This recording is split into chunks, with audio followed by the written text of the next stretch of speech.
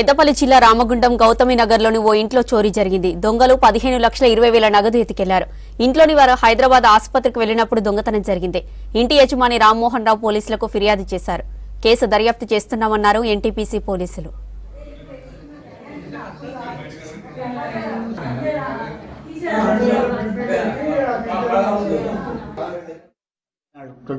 26 నాడు మా మిస్సెస్ శరీరం బాగాలేకపోతే 3 months నుంచి హైదరాబాద్ హాస్పిటల్ తీసుకుపోతాను.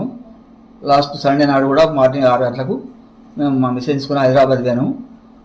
మా మిస్సెస్ ఆరోగ్యరీత్యా మంచిగా లేదని చెప్పి పైసలు కొన్ని అక్కడ మా అమ్మాయి భూమి అమ్మితే అక్కడ 10 లక్షలు, రైస్ మిల్లో 5 లక్షలు తీసుకొచ్చి ఇంట్లో పీరోలో పెట్టిపోయాను.